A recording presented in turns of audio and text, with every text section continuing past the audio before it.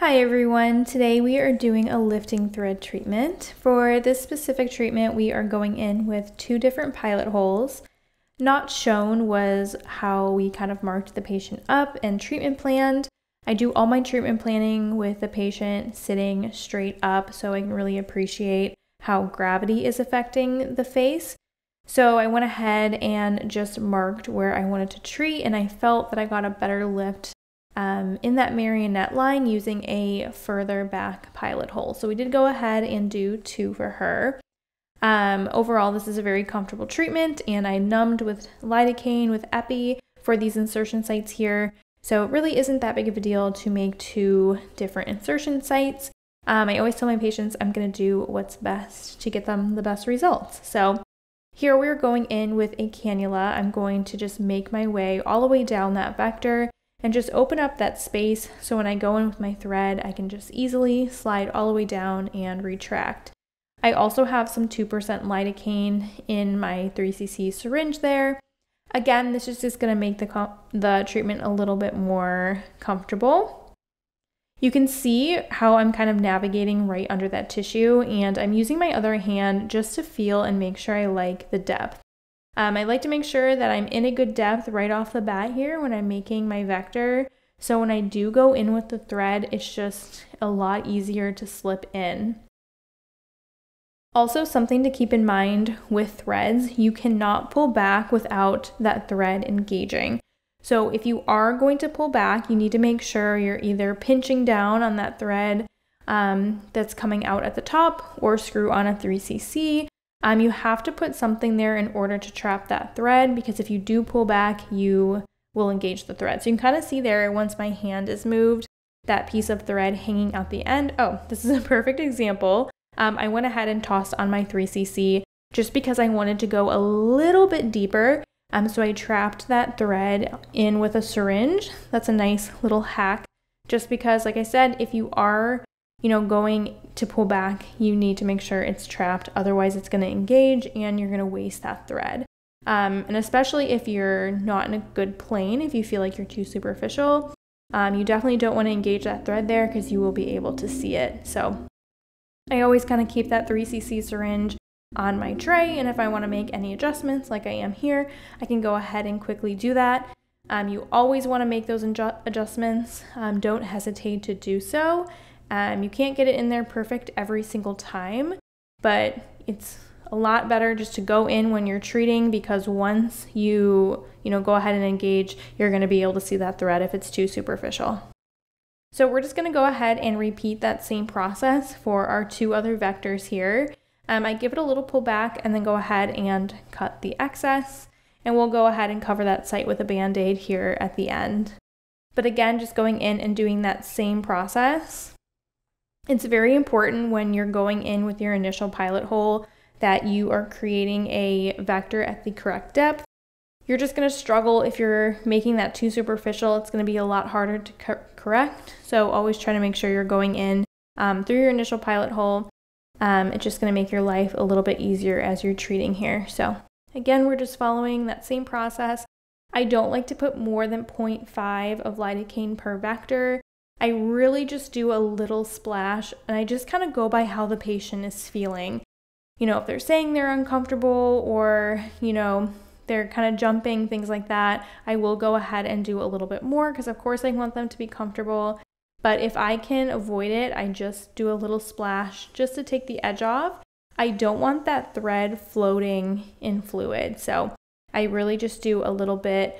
The barbs on the thread are very small, so if you have this small vector just filled with fluid, it's going to be really hard to get a good lift. That thread isn't going to engage as well. So here I'm just going in with my nasolabial fold vector. It's going to help lift that cheek a little bit as well. Again, I'm just checking my depth as I go. You want to make sure you're in that correct depth, otherwise you're going to have to back up. Not a huge deal if you have to back up, but it's just nice. Makes the treatment a little bit quicker and easier for the patient if you're just in that right plane right off the bat. But like I said, don't hesitate to back up if you feel like you need to. Now I'm going in and placing the last thread here all the way down to that jowl. Again, I just follow that same process, pop into that vector that I've already created with my pilot hole. But kind of how I'm talking about complications and things, I guess that can be the theme of this video. If you're going in and you're correcting, it's kind of like a short-term discomfort versus a long-term process of being able to see that thread. So if you are too superficial, like I said, take the time to go back. Of course, it might be a little bit more uncomfortable for the patient, but that's very short-term versus the possibility of being able to see that thread for a month or two following treatment until that breaks down. If the thread is too superficial, it does not break it down as quick as it does if it's in the correct plane. So there is the possibility of being able to see that for quite a while. So just make sure, you know, like I said, short-term pain for the patient, but you really want to make sure you're correcting that. So just always keep that in mind.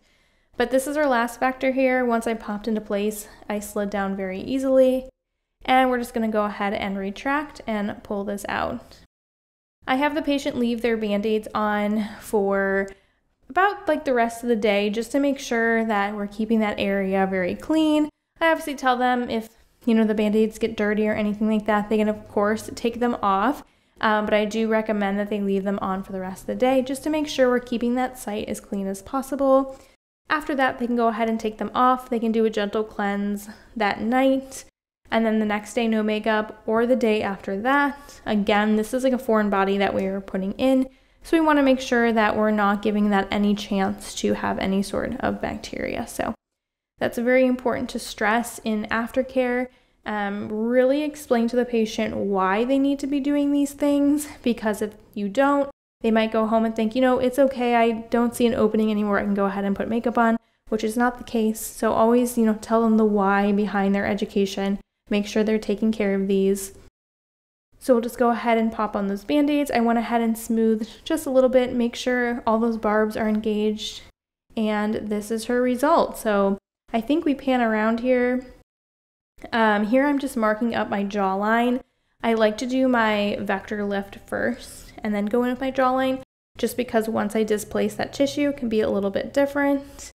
But again, we're following that same exact process. Nothing different here.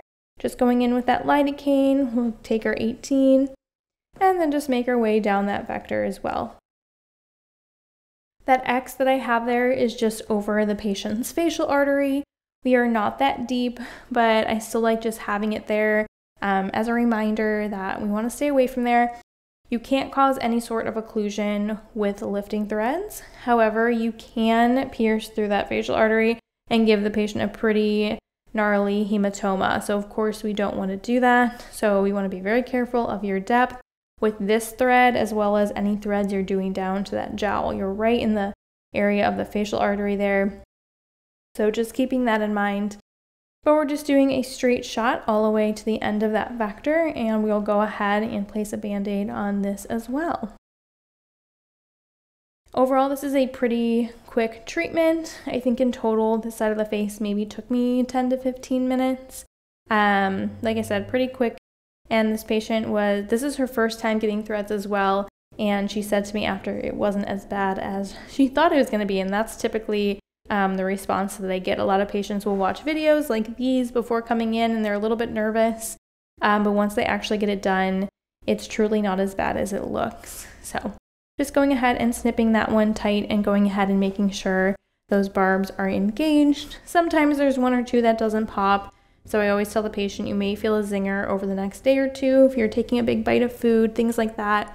Just as that swelling kind of goes down, some of them will pop into place. But that is one side of the face done.